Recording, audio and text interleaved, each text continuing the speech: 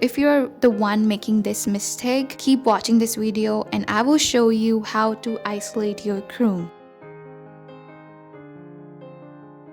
The thing is that I'm trying to create a chrome effect on it. So for this, I am first going to apply a top coat.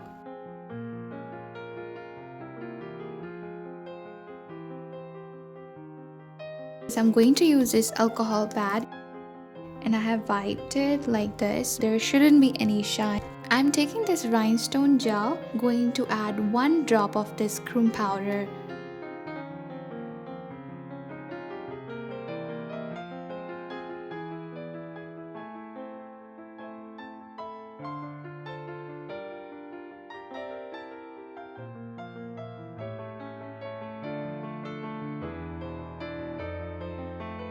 Now going to take this chrome powder and using this sponge.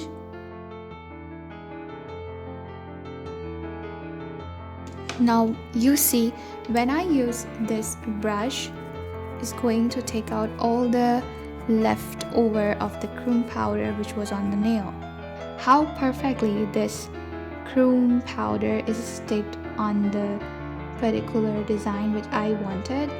And you can see like it's not even on the other sides or anything like that too. Like it looks so perfectly done and very neat as well. Thank you for watching this video. Take care. Bye.